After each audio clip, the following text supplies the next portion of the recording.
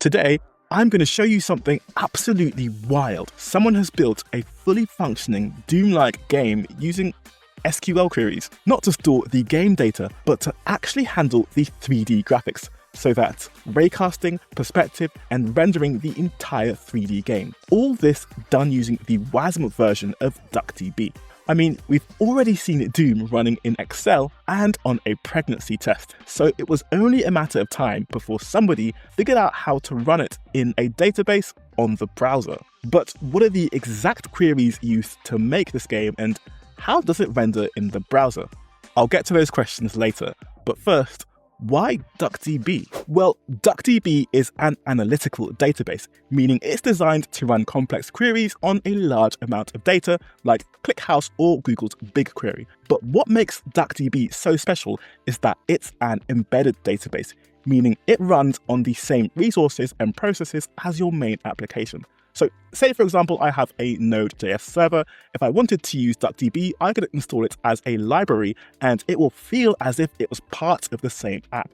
No separate Docker Compose image and no separate instance to run.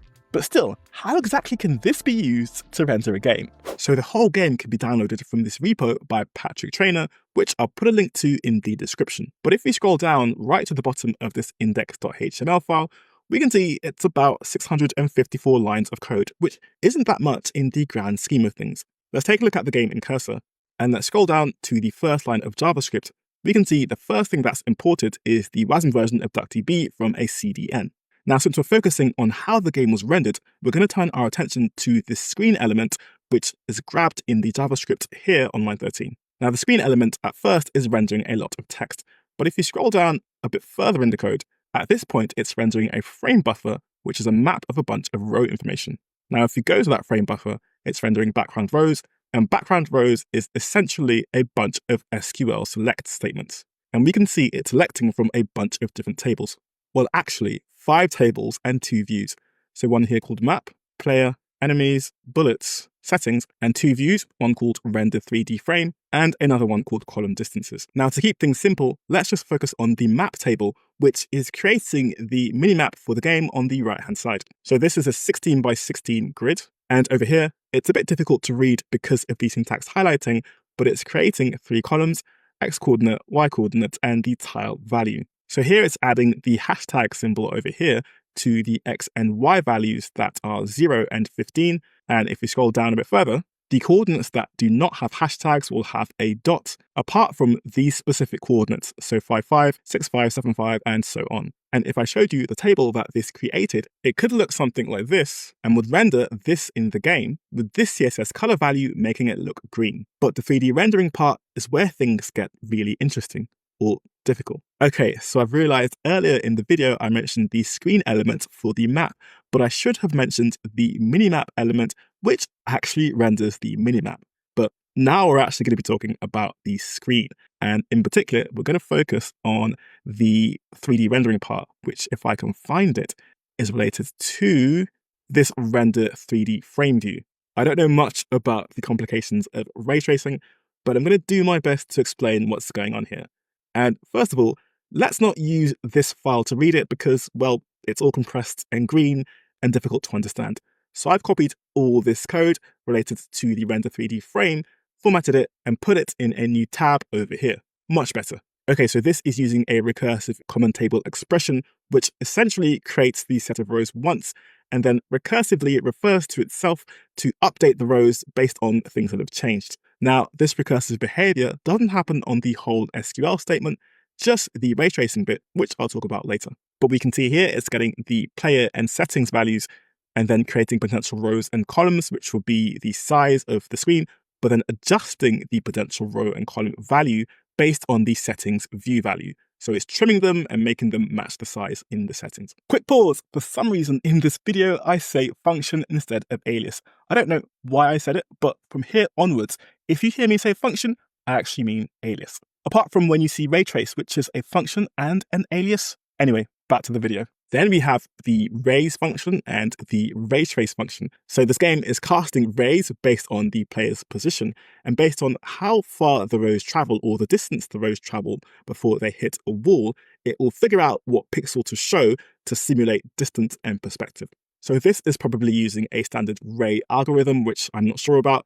But if we scroll down here, I've added some comments to indicate that this is the seed for the recursiveness. So this is the first step.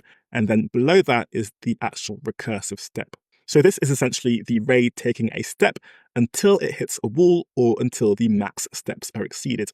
And this whole query is run each time a main select query is made, which, if we go back to the code, happens in this set interval every 150 milliseconds. Now here we have a function to detect when the ray has hit a wall. And if we scroll down, we have a function to figure out the distance that the rays are traveling. We have another function to figure out the height of the walls. And we have a pixel function to determine what character to render. So here we render nothing if it's the sky. We render a dot if it's the floor. We render this rectangle shape if it's a close wall. And this shape gets more opaque or gets more distant the further the wall is. So if a wall is really far away, it has this pixel. If it's close, it has this one. And these two are in between. And so thanks to the power of AI, we can figure out that the table that this might render could look something like this. And because player movement is determined also by SQL queries, these tables are being created and being queried a lot. And this is what DuckDB was designed to do. So that's some theory out of the way, but how does the game play? Okay, so this is the game running in my browser. We have the minimap over here, the screen over here, and the status down here. Now, the walls are symbolized with this hashtag. So we've got some here in the middle. The E's are the enemies, and the @ symbol is the player. So let's go ahead and play this game using WASD to move around and spacebar to fire bullets. And this works surprisingly well, actually. So we can see that the screens are further away. Sorry, the walls are further away. And if I turn around using A or D, then we may see some walls that are closer, like this one over here. Okay, and the asterisk, of course, symbol the bullets. That wasn't quite obvious, but it makes sense when you're actually playing it. Okay, so I'm going to get rid of this enemy by hitting spacebar. Did I get rid of it or did it go behind a wall? Looks like I got rid of it based on the minimap. So I'm going to try and get rid of 2 more enemies. And there's one down there. This actually plays surprisingly well, considering it's difficult to imagine how it's playing by watching me play the game. And did I get it? No. There's one more enemy left, so it should be around me somewhere over here. Okay, and have I lost them? There's always one. There's always one that's difficult to find. But anyway, this game is running directly in my browser using DuckDB SQL queries. How cool is that? So, would I play a full-length game like this? Absolutely not. But this is a really cool experiment to see exactly how far DuckDB can be pushed. And boy, was it pushed. Be sure to check out the full article for more information on how the game was made. And if you enjoyed this content, then be sure to subscribe to the channel.